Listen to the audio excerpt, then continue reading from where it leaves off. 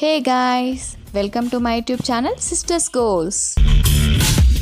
ఈ వీడియోలో మన ఆంధ్రప్రదేశ్లో ఉన్న లేపాక్షిని నేను మీకు చూపించబోతున్నాను. బెంగళూరు నుంచి 123 కిలోమీటర్స్ దూరంలో లేపాక్షి ఉంది.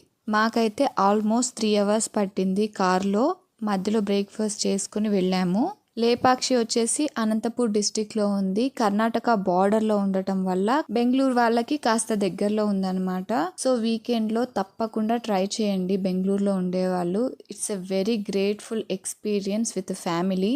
మన అందరికీ తెలుసు చిన్నప్పటి నుంచి మన నోట్ బుక్స్లో బ్యాక్ సైడ్ లేపాక్షి నంది ఎంత ఫేమస్ అంటే, నేనైతే ఇదే ఫస్ట్ టైం చూడడం. చిన్నప్పటి నుంచి అనుకునేదాన్ని లేపాక్షి వెళ్ళాలని, బట్ అది అవ్వలేదు, కుదరలేదు ఎందుకో. బట్ ఈసారి అయితే మిస్ చేయకూడదని ఖచ్చితంగా ప్లాన్ చేసుకుని వెళ్ళాం. ఈ టెంపుల్ వచ్చేసి Veerabhadra Swamy temple. We all know the history of Lepakshi. మన సీతమ్మ వారిని రావణుడు ఎత్తుకుని వెళ్ళిపోతున్నప్పుడు జటాయువు తన ప్రాణం పోయేదాకా సేవ్ చేయడానికి ట్రై చేస్తాడు. ఆ టైంలో శ్రీరామచంద్రుడు వచ్చి జటాయువుకి మోక్షం ప్రసాదిస్తాడు. ఆ జటాయువు పడిపోయిన ఆ ప్లేస్ లేపాక్షిగా ప్రసిద్ధి పొందింది. మన తెలుగులో లేపక్షి అంటే పడిపోయిందని లే అని అంటాం కదా. సో అదే మనకి కాలానుగుణంగా లేపక్షి కాస్త లేపాక్షి అయింది. అండ్ చిన్నప్పటి నుంచి మనం చదువుకున్నాం హ్యాంగింగ్ పిల్లర్ గురించి. సో ఇదే ఆ హ్యాంగింగ్ పిల్లర్. ఈ ఎంటైర్ టెంపుల్ ఈ హ్యాంగింగ్ పిల్లర్ మీద డిపెండ్ అయి ఉంది అంట. నా దగ్గర ఒక చిన్న స్కార్ఫ్ ఉంటే దాంతో చెక్ చేశాను. ఎస్, ఫ్లోర్ కి అయితే ఆనుకుని లేదు.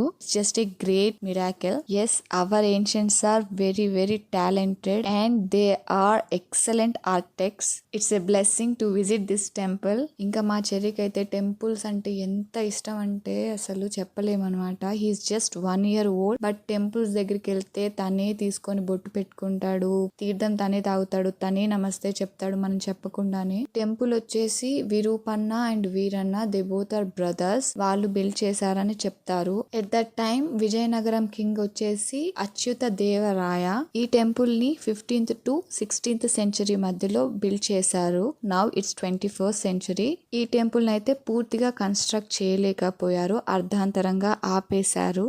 ఎందుకంటే అచ్యుతరాయ తదనంతరం వచ్చిన కింగ్ విరూపన్నకి శిక్ష వేస్తాడు. అక్రమ నిధులతో ఈ టెంపుల్ ని కట్టారు అని చెప్పి ఆ శిక్షను అనుభవించే లోపలే విరూపన్ననే చాలా కోపంతో ఆయన 2 కళ్ళని తీసి గోడకేసి విసిరేస్తాడు.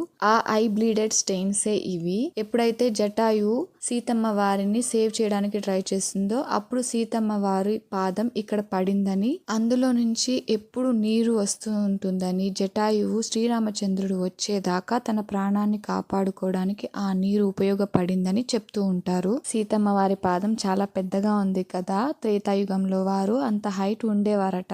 ఇవి వచ్చేసి శిల్పులు తినడానికి పళ్ళల రూపంలో చెక్కిన ప్లేట్స్. టెంపుల్ నుంచి బయటకు వచ్చేసాక ఒక 2 to 3 kilometers డిస్టెన్స్ లో నంది ఉంటాడు అక్కడ. ఇది ఏకశిలా విగ్రహం, సింగిల్ గ్రనైట్ లో కట్టేశారు. అండ్ ఇది వచ్చేసి 20 feet height and 30 feet length ఉంటుంది. ఇక్కడ జటాయు థీమ్ పార్క్ కూడా ఉంది.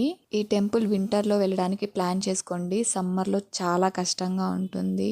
ఇక్కడ అవుట్ సైడ్ ఫుడ్ తినడానికి కూడా అవైలబిలిటీస్ ఉన్నాయి. కార్ పార్కింగ్ అయితే కొంచెం కష్టం, but we can manage. Public transport కూడా అవైలబుల్ గా ఉంది. It's a very very excellent trip. మేము ఆల్మోస్ట్ 10 hours టెంపుల్లోనే టైం స్పెండ్ చేసాము, ఇంకా రిటర్న్ అయిపోయాము. మీకు ఇంకా బెంగళూరులో కానీ నియర్లో కానీ ఏదైనా ప్లేసెస్ చూడాలి అనిపిస్తే just comment below. I hope you like this video. Thanks for watching. ఇలాంటి మరికొన్ని వీడియోస్ కోసం please do like, share and subscribe to my channel.